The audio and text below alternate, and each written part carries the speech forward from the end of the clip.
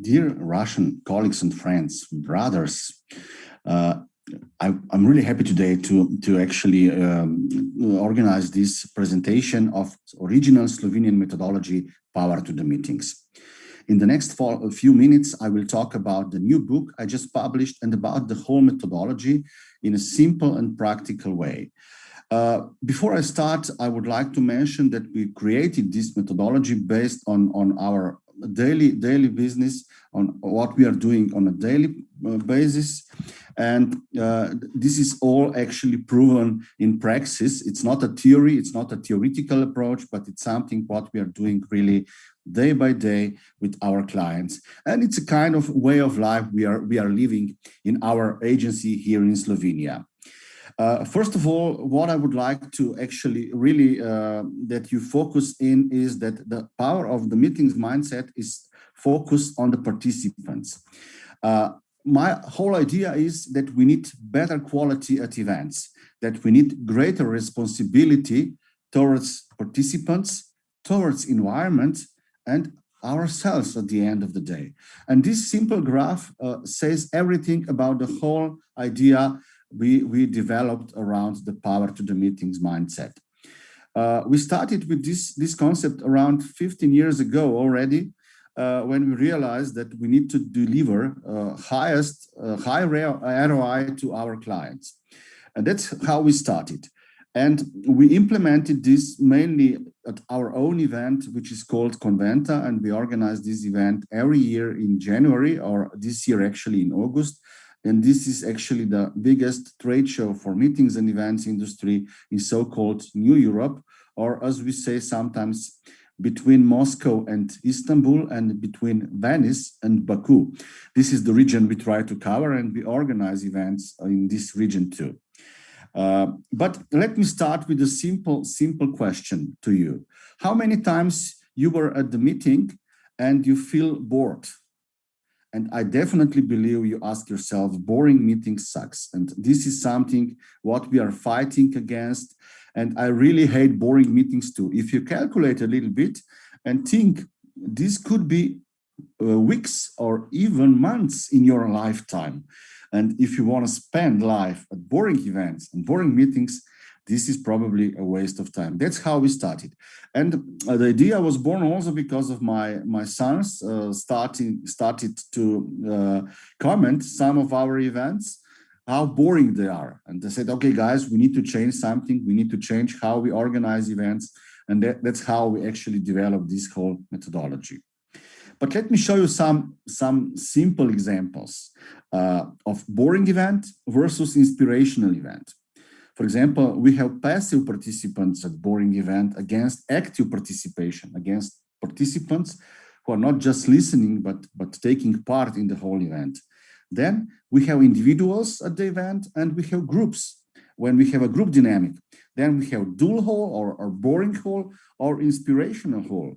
We have dual content or boring content and inspirational content.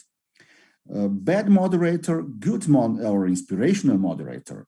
We can have bad cuisine and inspirational catering, which is a whole experience. We can use classic event formats like, I don't know, plenary speakers, panel discussions, and so on. Or we can have inspirational event formats. And we are really digging deep into this in my book. Then we can have undynamic methods of teaching or learning or networking, or we can have dynamic methods. We can play with communication in a way that communication is not so important, and we can put communication into the focus of every single event.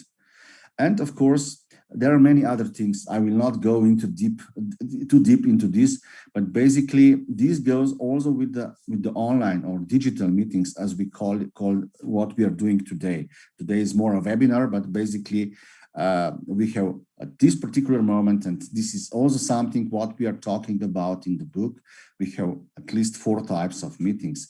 So we have live meetings, we have digital meetings, which we understand wider than virtual. Then we can have hybrid meetings, multi-hub meetings, and all this is covered actually in my book.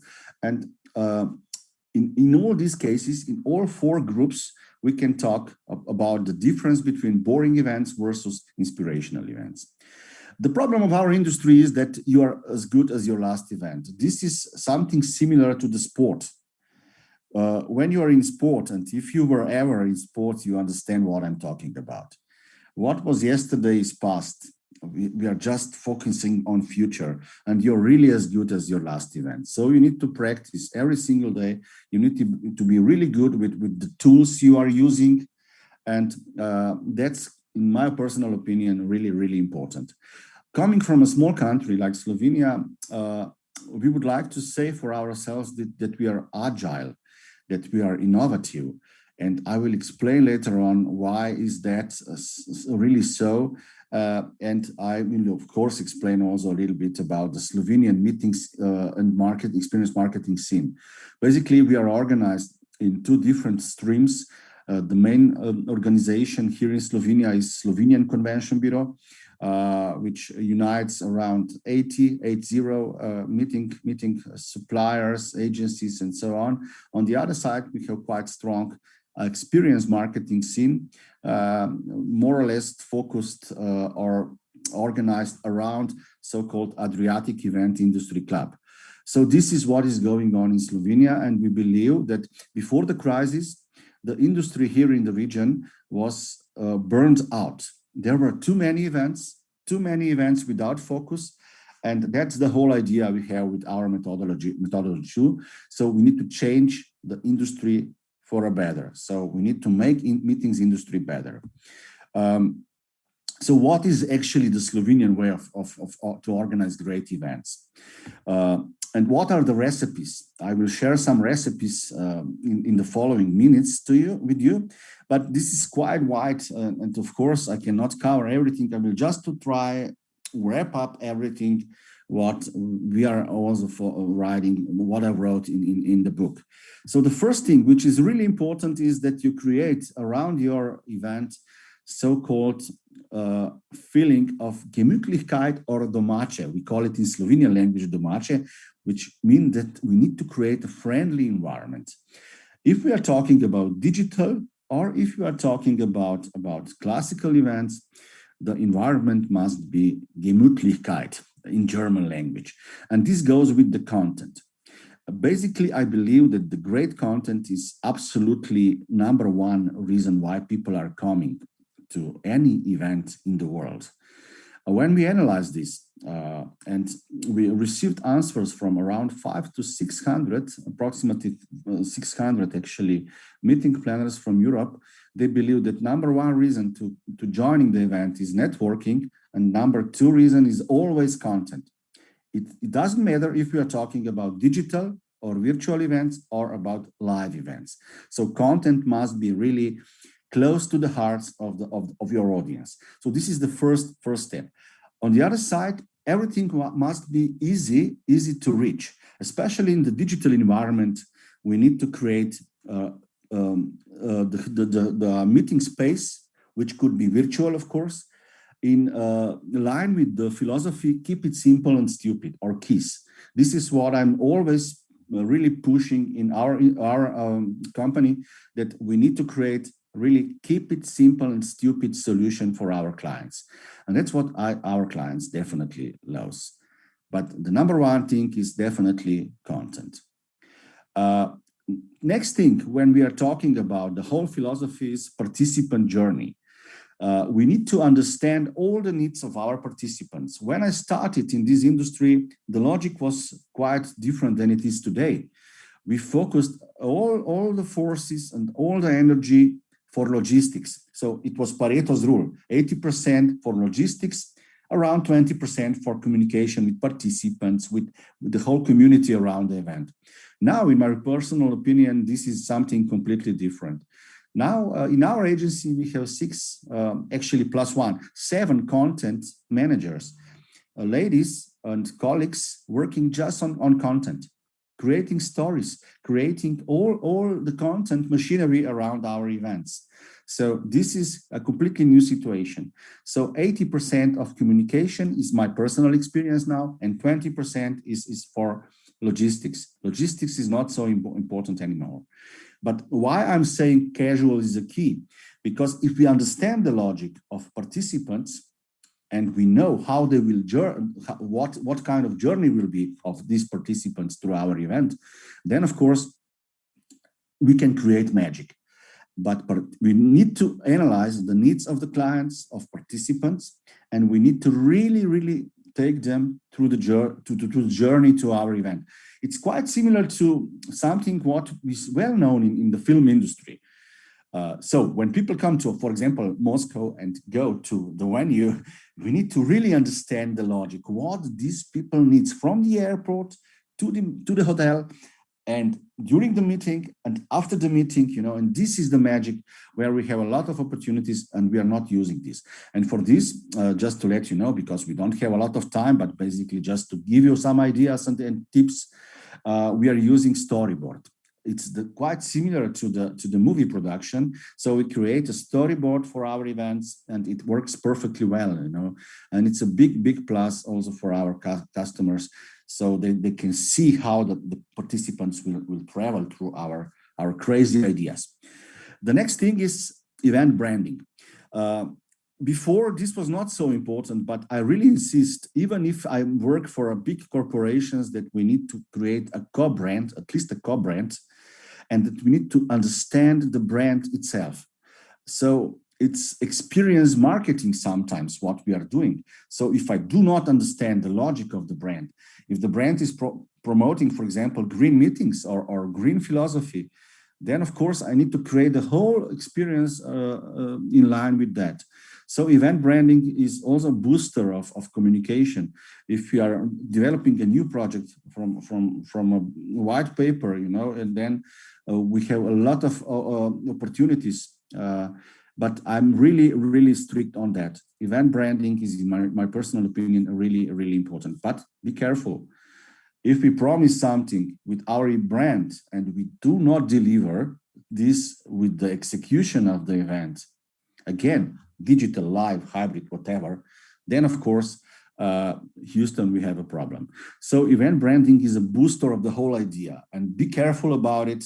We do not talk a lot about that in the meetings industry, but without a strong brand, you cannot really create a good event. The next thing is creative setup. This is actually the ugliest hole in Ljubljana, and we created something out of it, which is now quite a good example or case study. We changed the furniture a little bit. We created 5-6 sets of furniture. And you won't believe why I'm saying this. At the end, the cost of the hall was around 800 euros here in Slovenia. This is a small hall, actually. It's for around 500 participants. But the cost of furniture we created for this company was around 2,000 euros per event. And they were waiting in line for this crazy furniture. And this is just a great example why it's so good that you think out of the box. You cannot sell really this boring furniture shops, as I said to my team. Our business is not about selling chairs or, I don't know, showing empty rooms. Our business is about creating experiences, and creative setup creates atmosphere. It must be this wow effect when you enter the room and you see this crazy idea somebody created, and you say, wow, this is the moment I'm looking for. So the atmosphere is something what we are writing a lot in what I'm writing a lot about in my book. I also share some ideas and some samples and some formulas and so on, how to create atmosphere. And it goes again, and I will repeat this several times today. It goes well with the digital events too.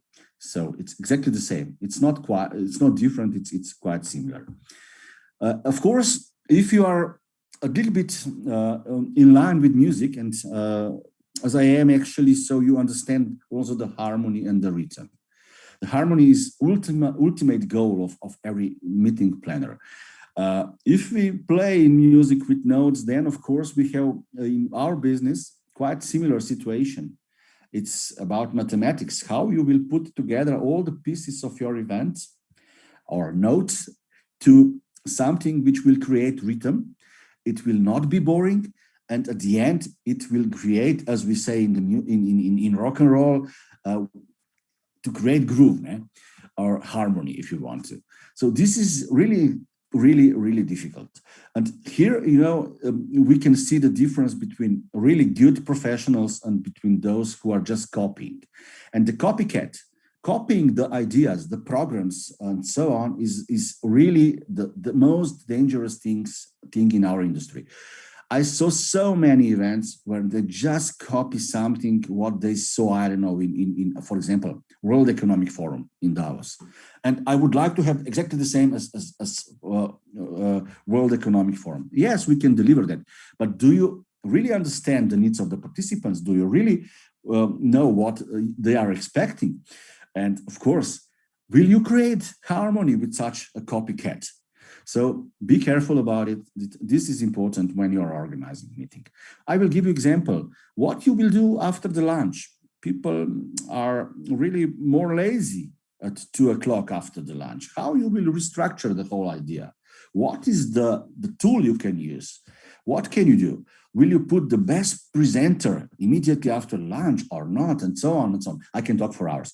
It's quite important that you know how to structure the event into harmonic and rhythmical, let's say so, story. The next one is co-creation, equality. Of course, I need to comment something. When we analyze the situation on the markets during last year and this year, we realized that around 40% of meeting planners are quite happy with digital tools. They're happy also because they do not have a need for co-creation or communication. And we analyze this further on, and we realize that people are more introvert in that cases. But if you are more extrovert, you are looking for this possibility to co-create something. And even if you are at the online meeting or digital meeting, you are looking for something which is more interactive, where you can co-create the content, where you can send your ideas, your whatever actually you would like to ask to a speaker. I'm waiting, of course, for your questions at the end of this presentation. So there are many options that you can co-create event, and it's about equality. I will give you one crazy example. I don't know if you will like it or not, but if we banned all the events, I believe we also banned or destroyed the democracy itself. Because how can the science create new medicine for COVID, for example, without getting together? Even, or at least if it is online. But we must create, and we are creating place and space that people can exchange knowledge, ideas, sometimes also crazy ideas. So that's why events are so important, because it's about equality, because it's about co-creation. And this is the idea I'm really pushing hard, because in my personal opinion, we are not doing just something for fun, but we have wider responsibility with our industry. And yeah, just imagine how many good things happened in the history because of great events, and vice versa too, of course. Next thing, which is super important, and this will be a short comment, is co-creation, is speakers management. We can be happy together if we have a good speakers. To simplify, I always listen and test my speakers. I never put any speaker on the stage without really talking with the speaker, listening to the speaker, and trying the speaker. Because nobody knows how good is this speaker. Maybe he's the best expert in the field, but he's so bad on the stage. And it's about show too at the end of the day. So speakers management is super important. And here we comes to so-called moderation. I just work with professional moderators who are able and really who can do more than just reading the text. The next speaker is that and that. It's about how to engage all the audience. And this is the part where we really put into the book a lot of great examples. What can you do? How can you actually manage this? And I will share some ideas later on too. The next one is about authenticity. Coming from the Slavic part of Europe or from the Slavic world, we are more open to that. To such traditions, let's say. So we like, at least here in Slovenia, we really like to show the authenticity we have here in our part of Europe. So basically, it's like a hug. And the problem is that you need to change this authenticity you have around you or in your destination, in your city, in your convention center, if you want to something which is more urban nowadays, because younger generation is coming. So we need to change this into authentic experience. And this is again important part of the book where we are trying to explain how to do it. What can you do? You have so-called real authenticity, which is always something which really comes from the area where you are doing the event. And you have so-called, not fake, but played authenticity, which is not bad actually at the end of the day, but it must be really professionally done. So to me, authenticity is also quite important. It gives, it separates boring events again from inspiring events. Then we have this field which we call green thinking. This is something we definitely need to address, but be careful. I will just shortly explain what is going on here in Slovenia sometimes. We promote our country as a green and sustainable country, but when you are talking about this at events, you need to also prove that. You can prove this, sorry, you can prove that you are green when you measure that you are green. And you know, at the end of the day, and this will not sound nice to your ears, our industry is not a green industry at all. If you just take into consideration all the pollution we are creating with traveling, then of course we have a big problem. So what can we do? We can actually, this is my own philosophy, we can try to reduce the negative impact of the meetings and events, and try to do our best to make events greener. And this is fair. But if you say that you have a green event, it's quite difficult to prove. And it goes really wide. And finally, after all these years, the colleagues all over the world realized that it's not about green destination, because green destination is artificial idea. But what can we do as an industry is that we try to create green events. And it's important and difficult. We are playing with this for the last 12 years, actually, seriously. Even one doctor student was employed by me to create this whole concept. And yeah, we were quite successful with that. But at this particular moment, I cannot say that I will organize a totally green event, because it's simply not possible. Then, of course, especially in corporate segment, you need to measure ROI. This is so hard today, and it's so easy because you have all the data, especially with the digital events. You have all the data in the world available. It's just a question how you will present this data to your clients, and what is really KPI they are looking for. And my personal suggestion to all of you is that you really think deeply about KPIs, key performance indicators, because ROI is for corpus so important that you need to play the game already when you are doing first brief. When you are pitching for events, you need to explain, with our event, we will change that and that and that, and we will achieve such results. And ROI is not just about money. It's not just about numbers. Many times it is about how we will change the behavior of participants at one event.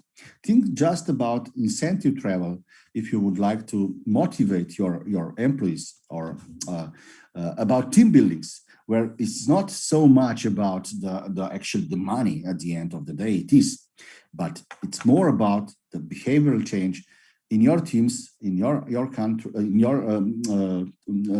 your teams and in your companies.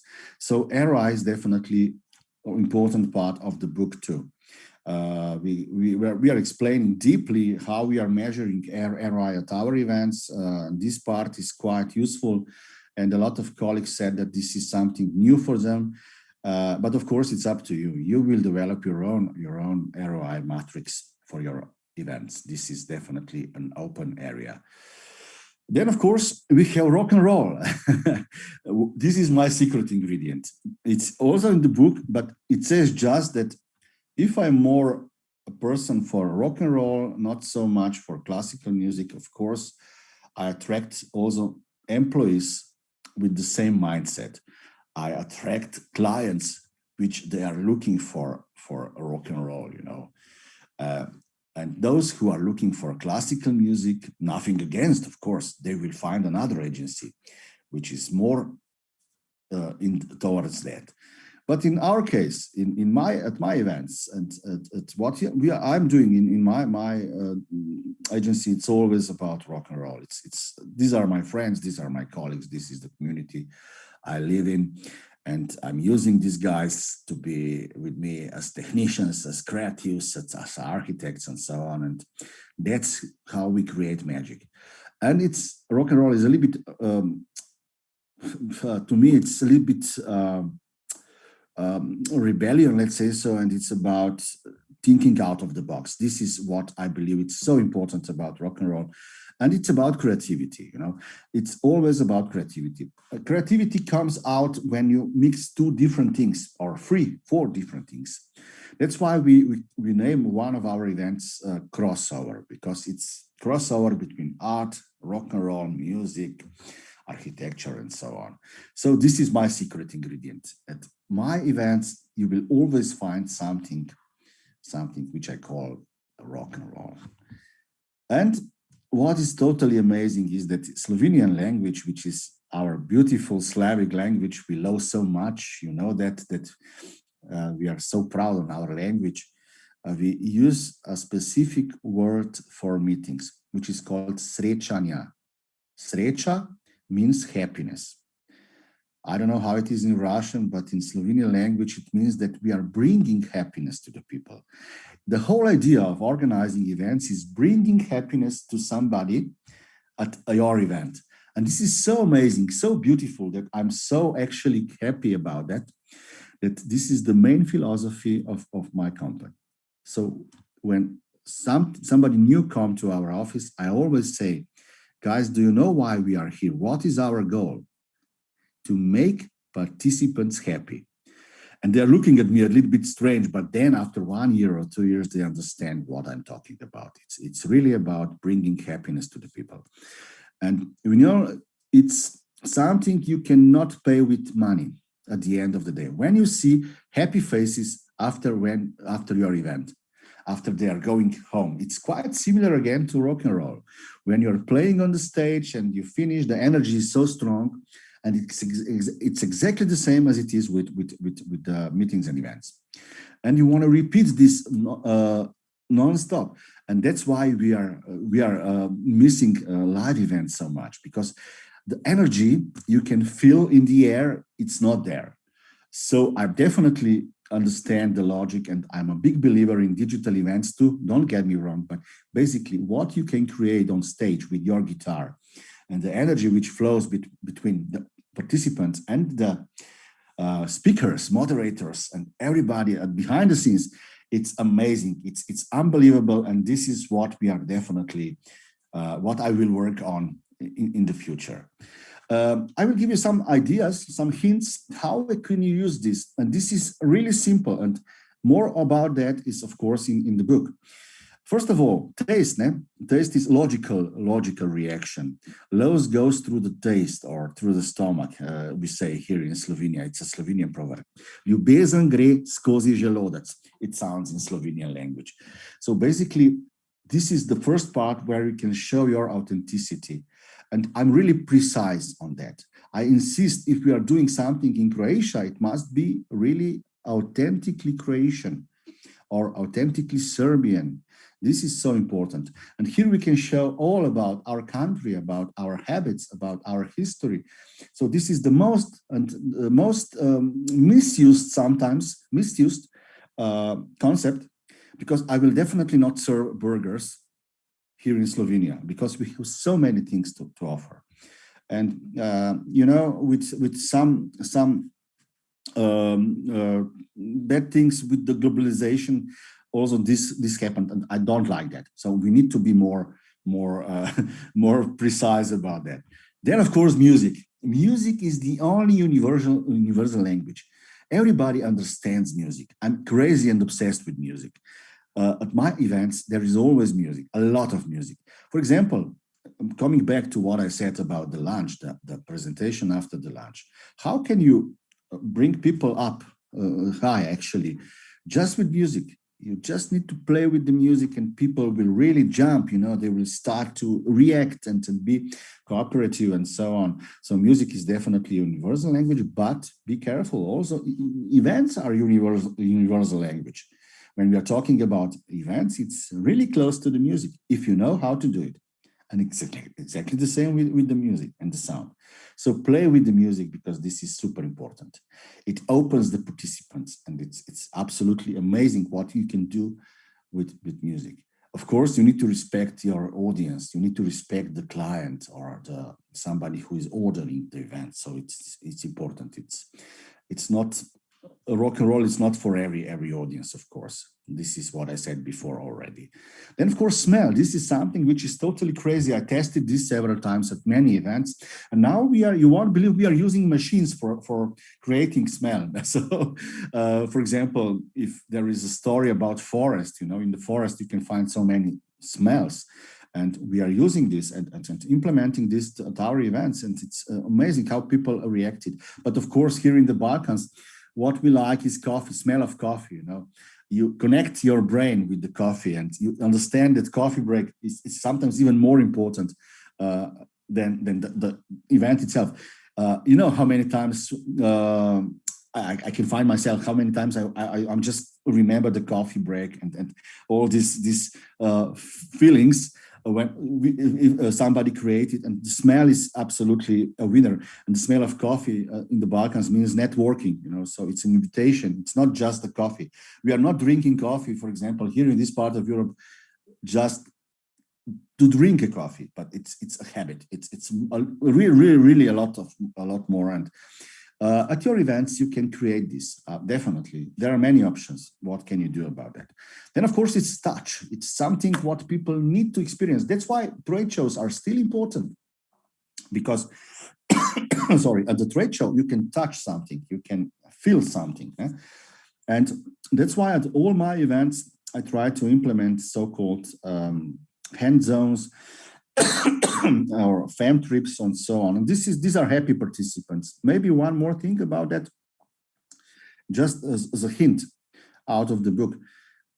If you are from the venue, please do not show empty chairs. Do not show, I don't know, big halls, because it's so boring. This is what you need to show. Happy faces, happy people. This is what we are all looking for. So it's about happy faces. This is also good marketing. Of course, you will say we need approval or GDPR approval from the participants. Yeah, but this is easy.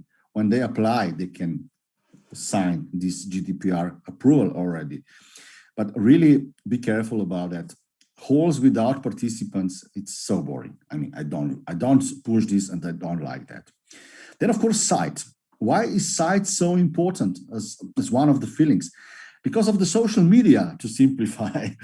And what we are doing here in my agency is that we create so-called 10 wows. 10 wows, 10 surprises. When I have 10 surprises for every event I'm organizing, then I'm happy. That means that people will use the phones and they will share all these crazy things I'm doing on Instagram, TikTok, Facebook, whatever you name it. So basically the site is a kind of booster of your story. One is branding, and it's always co-branded. I always take care that site is co-branded with the event itself. And yeah, it's amazing what we can achieve. I mean, I'm always surprised. We don't need to do anything. I don't need a PR person anymore, because all the participants are my promoters at the end. Yeah? And of course, feel, this is something which I explained before. It's from the rock and roll, from the music. You know, when you are on the stage, you can feel the energy of the people listening to you. This is absolutely amazing. It's like a drug. You know, you want to repeat again, repeat again, repeat again.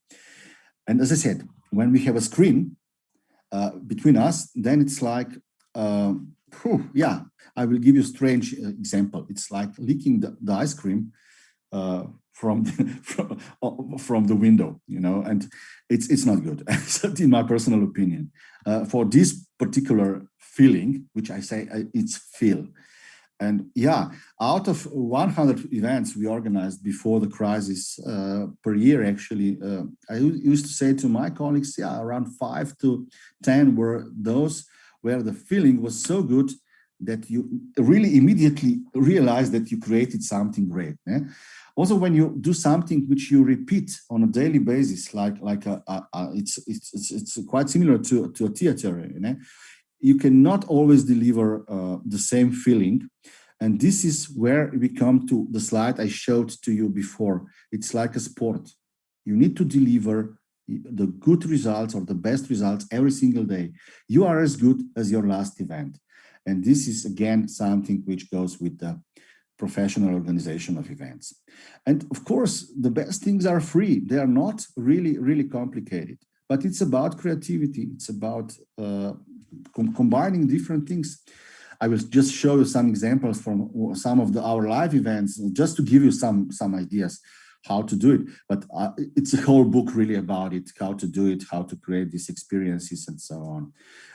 Yeah, first of all, for example, what we are using is really, really interesting.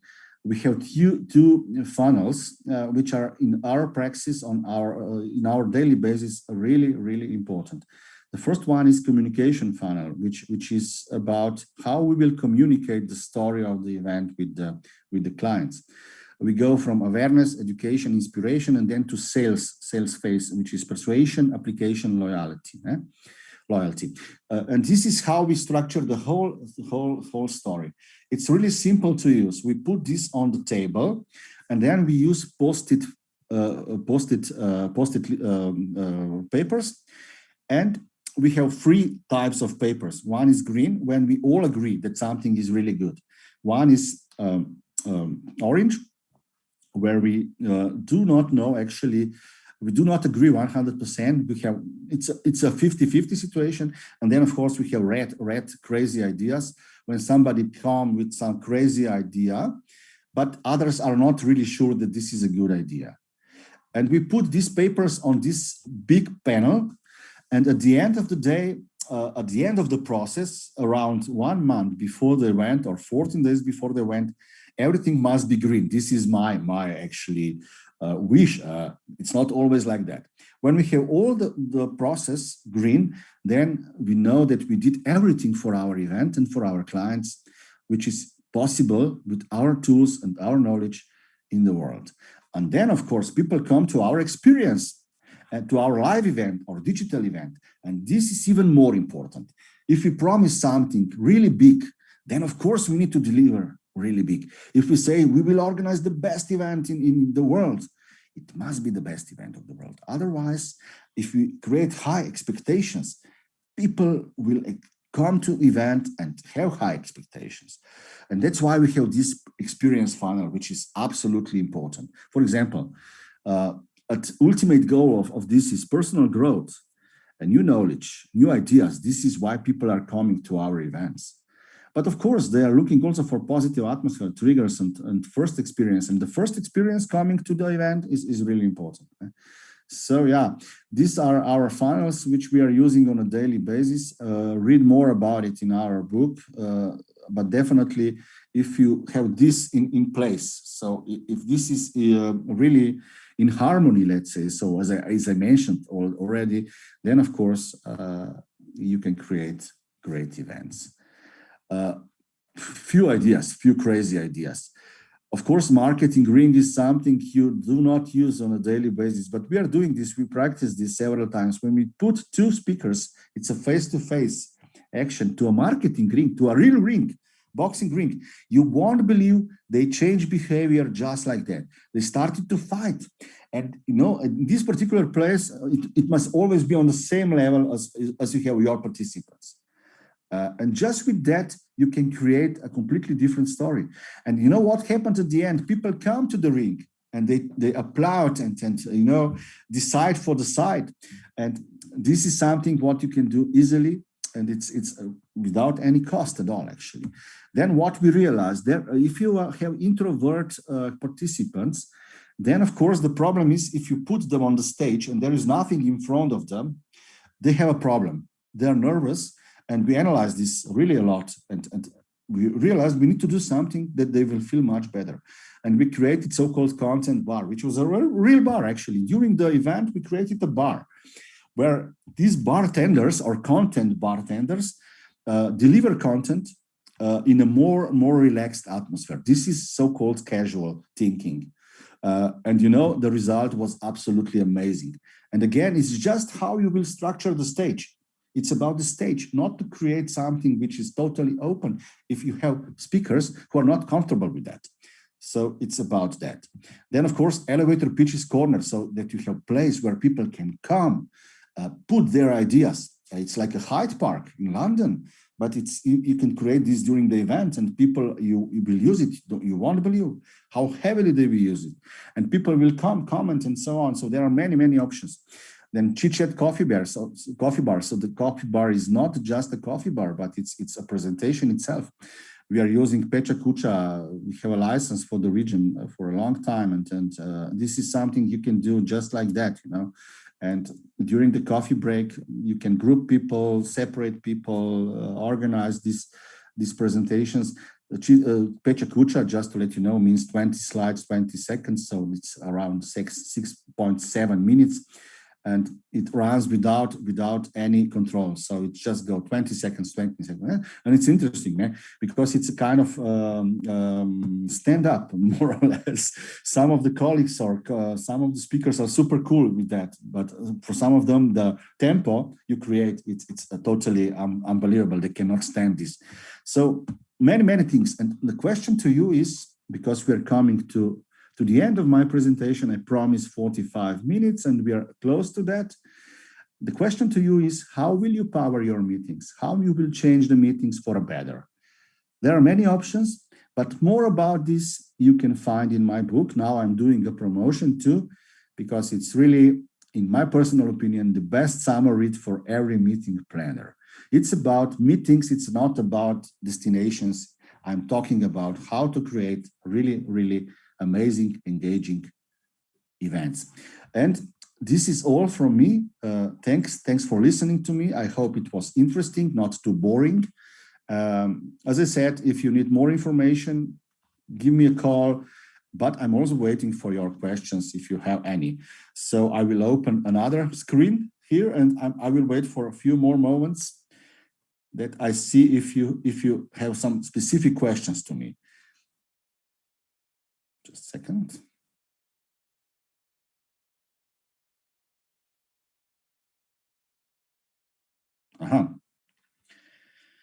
Do organization can create fully green events for shift consciousness of all clients and stakeholders that it could be profitable in the long term? Yeah, this is interesting question.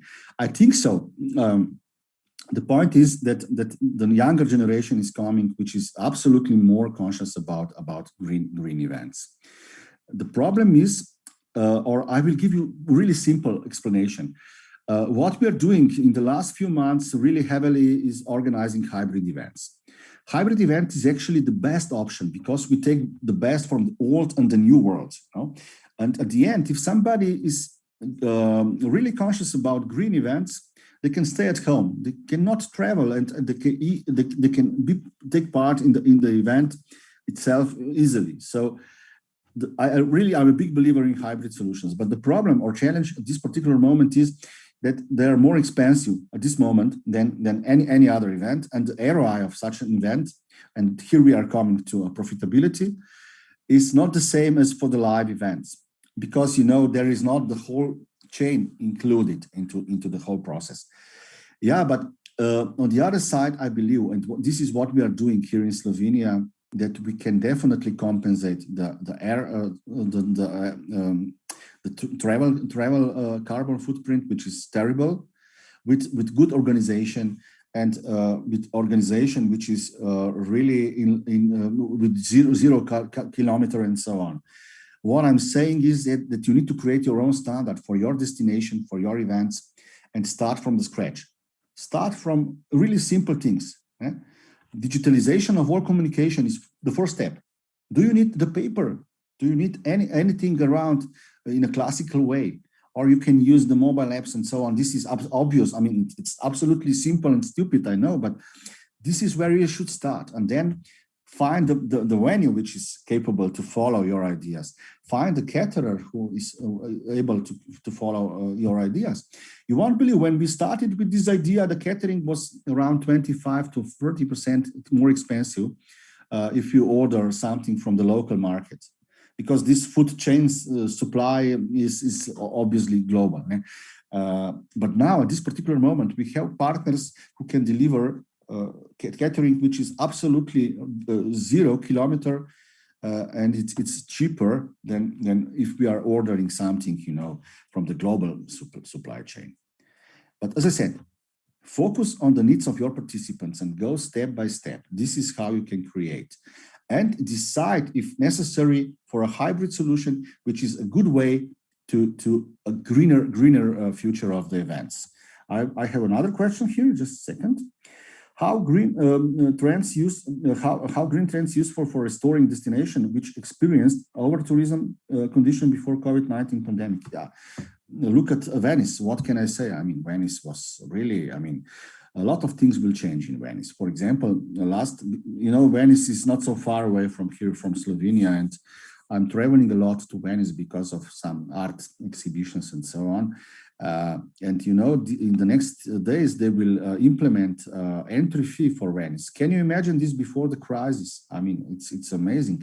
And they realize that life is much better now without such crowds, and that people come back to living in the cities. This is a kind of, balance between, you need to find a balance between profit and between your responsibility, but not to you as a meeting planner, to your child, And this is why I believe we need to make this industry better. I really believe in that.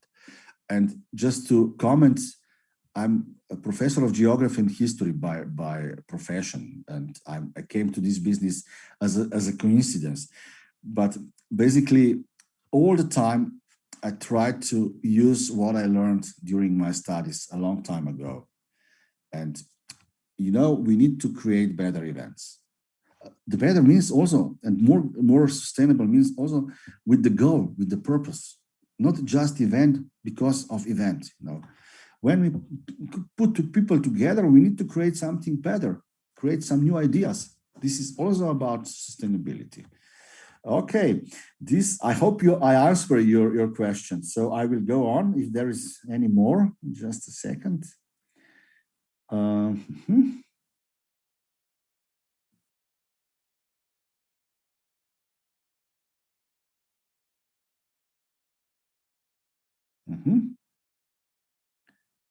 It's about this. I think this is all. I hope I answer all your questions. So anyhow, thanks for watching me, for being with me today, and definitely have a nice warm summer, and let's create better meetings in the future. Goodbye from sunny Ljubljana.